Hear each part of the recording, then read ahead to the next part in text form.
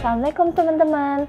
Sebelum kita mulai video kali ini, kalian jangan lupa subscribe dan bisa follow Instagram aku, Marciana Fitri. Nah, hari ini, setelah kemarin aku bahas tentang SNMPTN, hari ini aku bakal bahas tentang UTBK dan SBMPTN. Tapi, aku nggak sendiri. Aku bersama teman aku, yaitu... Hai. Nah, ini teman aku, kenalin diri dulu. Hai, nama aku Syahda Salsabila. Jadi kita berdua anak FKG juga. Maksudnya Syahda itu anak FKG juga. Kita angkatan 2019. Dan kenapa aku mengundang Syahda di sini? Karena dia adalah orang yang nilai UTBK-nya tertinggi di FKG Unpad. Bahkan nggak di FKG aja guys. Bahkan banyak yang nanya, kok kamu nggak ke UI gitu. Ntar di pip. Kok kamu nggak ke UI gitu? Ke Kenapa? univ sebelah gitu ya. Kenapa? Karena emang apa ya, nggak boleh keluar dari Bandung gitu loh. Terus kayak orang-orang Bandung tuh taunya tuh Unpad tuh di Bandung, bukan di Jatinangor. Yang Jatinangor itu Sumedang gitu. Jadi taunya Unpad tuh Bandung. Oke. Nah, jadi sekarang kita bakal bahas semuanya dari awal, bener dari awal sampai akhir. Oke, jadi Syahda ini dia pernah ikut juga SNMPTN dan gagal. Oke. Nah, dulu tuh aku mau nanya nih, dulu tuh daftar SNMPTN tuh kemana sih? Dulu daftar kemana? SNMPTN tuh pilihan pertamanya aku daftar ke FTSL Jatinangor, ITB. Terus yang keduanya Tekpang Unpad. Jadi satu ITB, dua Unpad. Bukan Tekpang, tapi FTI. pertanian. Tekpang Oke. Pertanian Unpad. Oke. Terus waktu itu kira-kira kenapa sih bisa gagal? Karena gini, jadi aku tuh dari sekolah yang jadi kan kalau SNMPTN yang udah dibahas sama Marcianda ini banyak pertimbangan-pertimbangannya gitu kan, banyak yang faktor-faktor yang dilihat sama pihak penyelenggaranya. Nah, salah satunya itu alumni, dan sedangkan emang alumni dari aku tuh cuma masuk 2 yang masuk ke FTSL Jatinangor ini. Nah, lalu ternyata ada pengurangan kuota untuk SNMPTN yang akhirnya kan kalau misalkan dari 2 kemungkinan cuma 1 atau bahkan 0 gitu dari sekolah aku. Dan memang sekolah aku tuh bukan sekolah yang favorit di Bandung. Nah, akhirnya jadi kenapa aku dengan PD-nya tetap milih FTSL? Jadi gini, untuk pemeringkatan tuh sebenarnya aku tuh masih masuk ke 10 besar. Nah, Angkatan 10 besar. Angkatan. Nah, misalkan nih yang aku tahu tuh aku lihatnya misalkan pemeringkatan ke kelas 12 nih. Jadi ada tiga besar ini. Nah, yang satu ini dia milihnya FTSL Ganesha yang gak begitu terpengaruh sama aku gitu. Karena kan Ganesha sama Jatinangor tuh udah beda gitu kan ininya. Nah, 2 ini yaitu yang satu teman aku dan yang satu lagi aku, teman aku ini tuh milih Jatinangor juga, FTSL. tapi emang ya FTSL Jatinangor, tapi memang pemeringkatannya tuh di atas aku, tapi kayak penilaian faktor kayak fisika, matematika, terus kayak masalah sertifikat kayak gitu tuh kayak lebih unggul. Aku merasa aku tuh lebih unggul gitu. Jadi di pelajaran tertentu. Jadi pede. Jadi aku pede-pede aja. Ternyata ya namanya juga SNMPTN kayak ya udahlah, kayak masih abu-abu gitu kan, kayak sistemnya tuh kayak gimana. Ya ternyata aku ditolak dan dia yang keterima gitu. Dia pilihan 2-nya apa? Nggak tahu. Kurang tahu sih. Tapi ya pilihan pertamanya Terus FTSL dia Jatinangor. nyertain sertifikat itu nggak? Iya, tapi dia sertifikatnya tuh OSN Biologi. OSN Biologi. Oke. Emang Emang sih, maksudnya walaupun aku kemarin nyebutin faktor-faktor, tetap aja ada faktor nggak ketebaknya gitu, faktor lain yang entahlah itu apa gitu, karena SNMPTN itu penilaiannya tertutup kan. Mana ada kebobotan nilai juga kan. Iya. Nah terus pas kamu SNMPTN, kamu tetap nyiapin buat UTBK nggak? Kan udah pede tuh tadi. Nah, tetap nggak nyiapin buat UTBK? Enggak sama sekali, karena ini sih salahnya aku. Bahkan aku tuh kayak udah saking pedenya SNMPTN, jadi pedenya aku tuh didukung sama orang-orang sekitar aku. Kayak orang-orang sekitar aku juga kayak ngomong kalau aku tuh bakal keterima, udah kamu ngapain buat belajar UTBK, ngerti nggak sih? Oke. Kayak Iya, aku pede tuh juga didukung sama orang-orang sekitar aku, kayak guru-guru aku, temen-temen aku, kayak udah kamu pasti bakal keterima SNMPTN. Jadi di situ posisi aku bener-bener tidak mempersiapkan diri aku untuk UTBK. Karena udah pede. Saking pedenya aku UTBK, jadi kan orang-orang SNMPTN tuh juga daftar UTBK pertama, kamu juga kan? Iya, daftar. Aku saking pedenya SNMPTN, aku milih UTBK tuh tanggal awal-awal, yaitu 14 April. Oh, jadi pertama tuh awal gitu. Ya, jadi dulu tuh UTBK tuh 2 sesi ya. Ya. Yang angkatan Dua kita kali, 2 kali bukan. Jadi ada sesi-sesinya, terus kita bisa UTBK 2 kali. Enggak, ada 2 sesi juga. Jadi maksudnya yang sekali di sesi 1, yang 2 kali di sesi 2 ya nggak sih? Ya, jadi kita dibagi 2 gitu kan. Iya, ada yang dari tanggal segini Iya, sampai sampai tanggal segini, pilih sekali. Terus tanggal segini sampai tanggal segini bisa, jadi kalian tuh bisa ikutan UTBK 1 kali, lebih dari 1. Tapi itu bebas ya, sekali juga nggak apa-apa. Ya.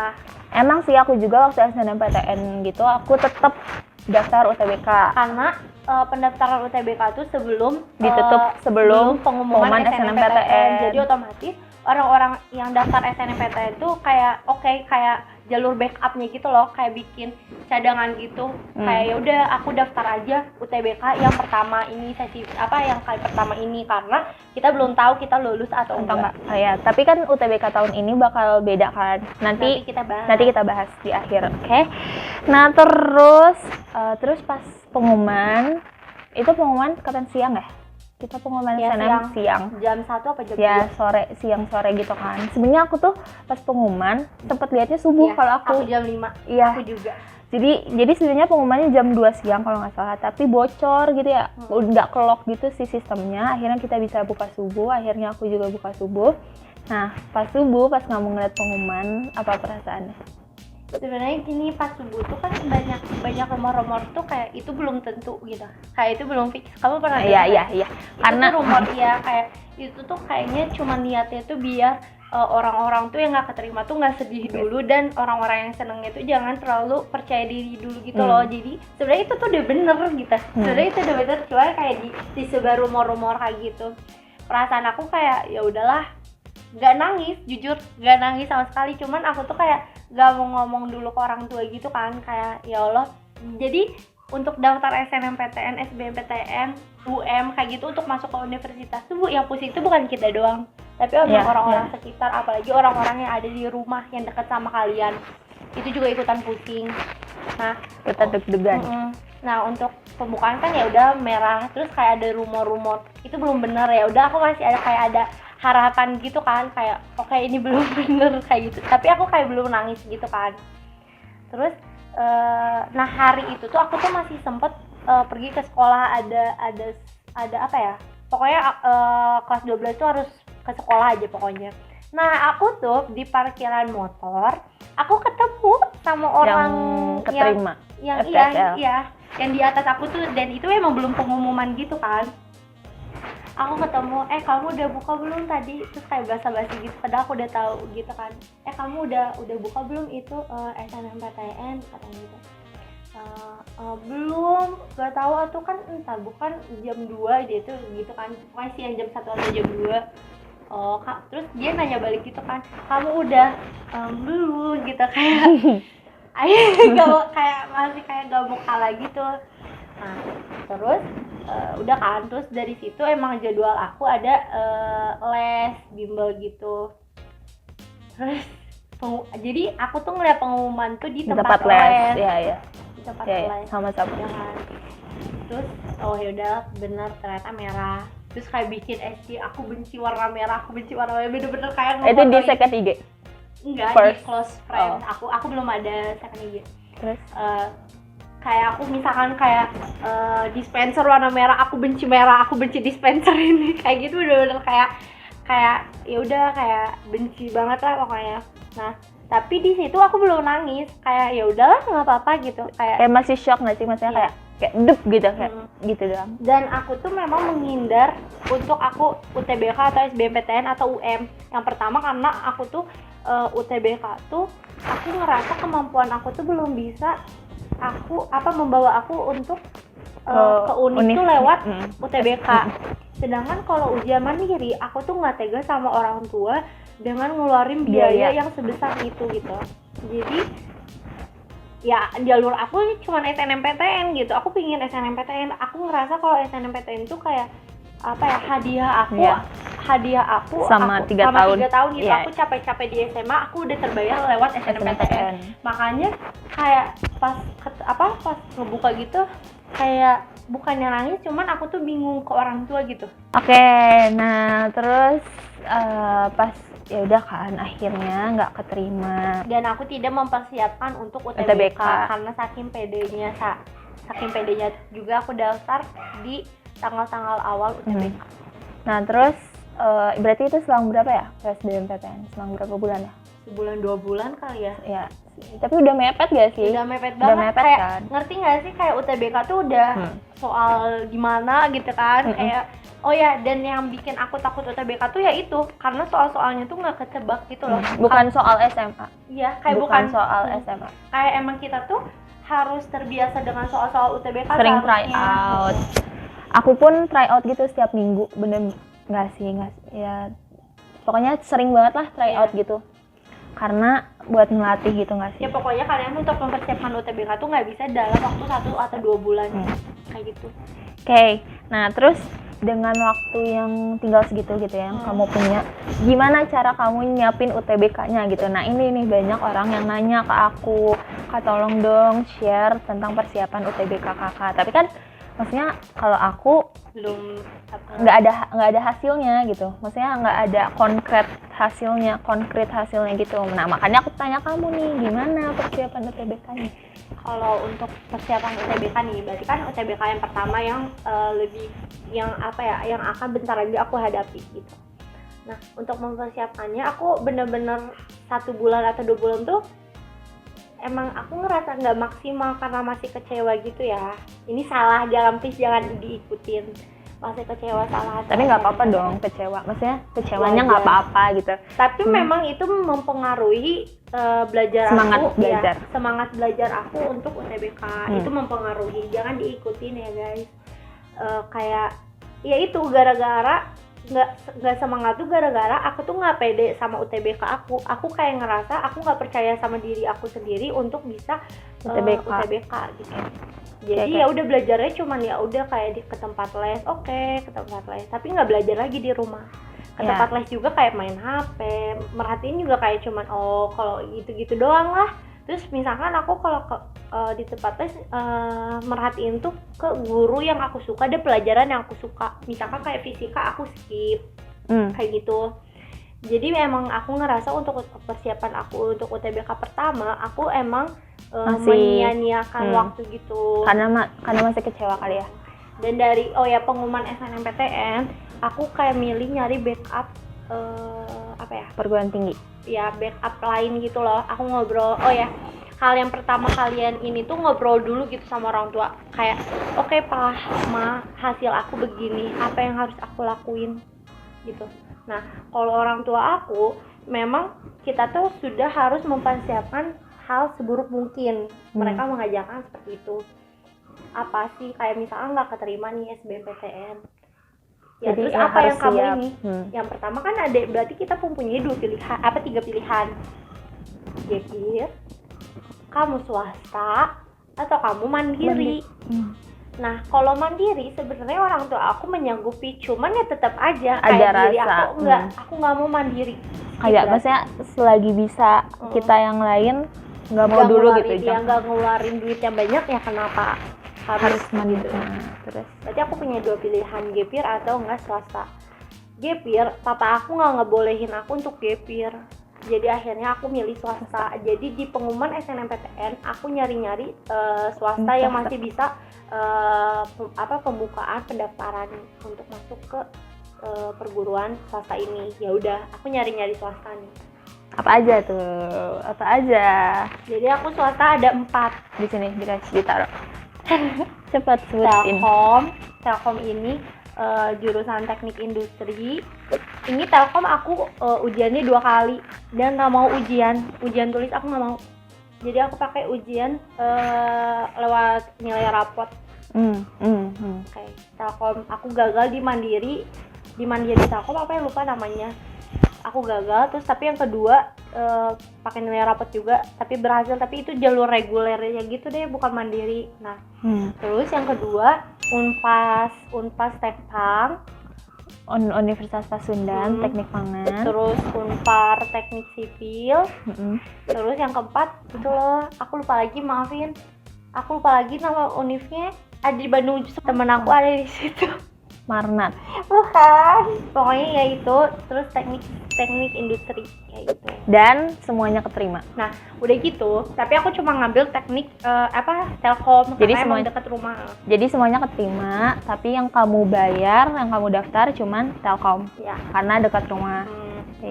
Itu belum tes SBMPTN. belum. Nah, jadi selama renggang aku menunggu pendaftaran SBMPTN, aku tuh Udah ikut ikut swasta. gitu. Oke. Dari aku belum keterima kegagalan aku di SNM, terus ujian UTBK pertama kedua gitu tuh ada renggang-renggang gitu kan, nggak sekaligus. Nah terus cara mempersiapkan aku tuh yaitu aku nyari swasta. Nah terus yang kedua, gara-gara aku nggak maksimal nilai UTBK pertama aku jelek. Sebutin ya? Boleh. Jadi kalau rata-rata kan, kalau misalkan ini rata-rata dibagi 8 ya, nilai aku cuma 589. Itu yang pertama. Ya. Oke. Itu bener-bener terus nih. Udah di saat pengumuman aku UTBK itu tuh banyak banget kayak ini loh, kayak banding nilai gitu. Iya. Kayak memperingkat nilai kamu Oh iya, gitu. aku lihat teman-teman aku yang di Eduka gitu-gitu kan. Iya.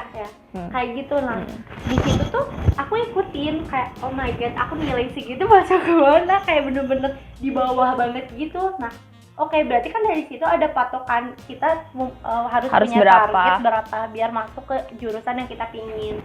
Nah, di saat itu aku masih ke teknik FTSL ITB. Berarti kan tinggi banget. Fun fact, aku juga dulu mau ke FTSL ITB. Love you. Jadi mungkin kita nggak ketemunya di FTSL ya? Di FKG. Nah, udah kan. Terus? Pokoknya aku bener-bener anaknya pinginnya teknik. Karena ntar deh aku cerita lagi. Oke. Nah, ke psikolog. Kayak di tes gitu kan. Buat apa tuh datang ke psikolog? Karena kamu merasa ada? Karena enggak, dari bimbel. Oh, Dari bimbel kayak tes psikolog gitu, terus kayak emang itu konseling biasa kan? Maksudnya bukan problem. enggak, tapi emang dari tempat psikolognya langsung gitu loh, di psikolog Unpad gitu. Terus Ternyata ya memang aku terus dinilai sama psikolognya ini, emang aku tuh kalau untuk motivasi belajar kayak gitu emang ada di luar, dan itu tuh salah banget. Kita tuh emang harus mempunyai motivasi itu dari luar dan dari dalam. Harus itu combine. Karena kenapa motivasi aku dari luar aja itu tuh salah, karena gini, di saat motivasi kamu yang dari luar ini nggak ada, ya udah nggak ada, iya benar. Ya udah, kayak kamu nggak ada buat tujuan hidup lagi gitu loh, kamu nggak ada motivasi lagi untuk maju. Tapi kalau misalnya combine kan, kalau misalnya kita motivasi diri hilang, yang luar bisa tuh. Kalau yang luar hilang, kita masih punya gitu kan. Kayak gitu. Sedangkan kalau aku ya salahnya gitu. Tapi ya tetap aja sampai detik ini pun emang motivasi gitu. aku emang dari luar. Kalau aku lebih ke kayak kalau ngelihat orang lain bisa, aku pengen bisa, ngerti gak sih? Berarti kayak saingan, gitu. ngerti gak sih? Kayak kalau aku merasa tersaingi, itu kamu dari luar. Iya, dari luar juga kan. Kayak gitu.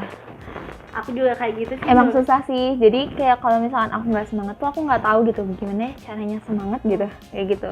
Kayak itu salah ya guys. Terus cara belajar.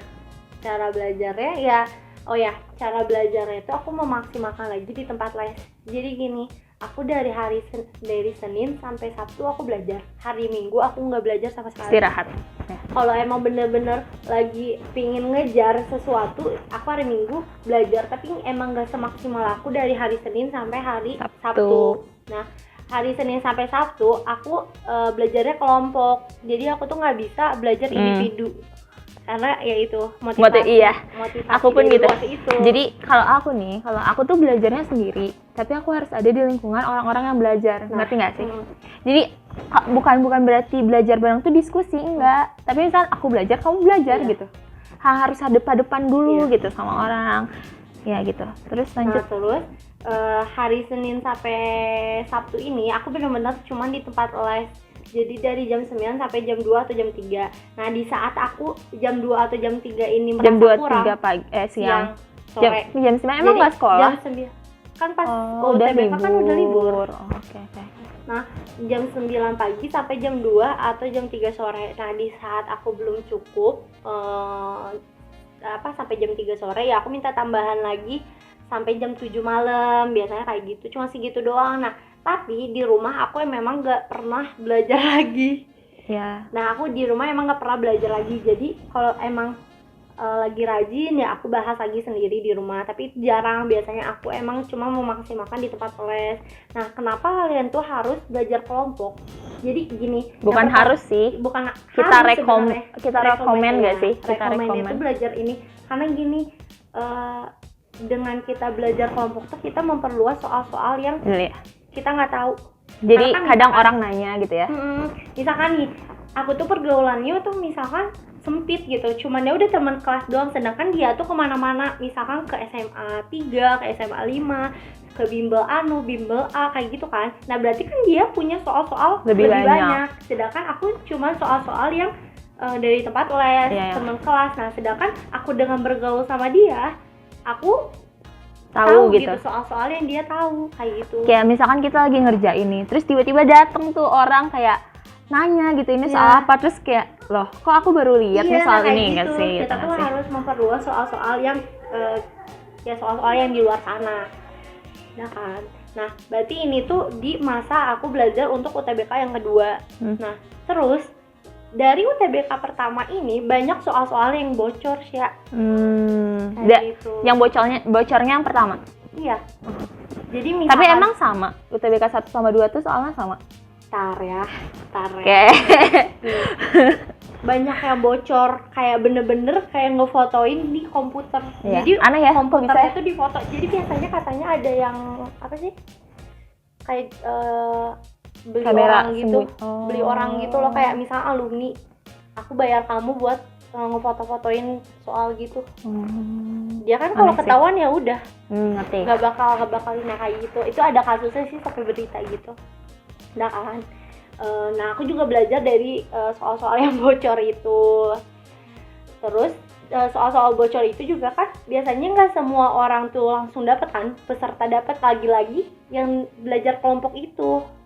Oh jadi dengan kita belajar bareng gitu ya, kadang kita nggak punya soal itu, maksudnya soal bocor itu tiba-tiba ada yang bawa gitu ya. Iya kayak gitu. Jadi ya memang merekomendasinya tuh untuk belajar bareng karena ya itu memperluas soal-soal. Iya, aku juga gitu. Aku dulu jadi kalau aku kan dulu belajarnya berarti sebelum SNMPTN, otomatis kan masih sekolah kan.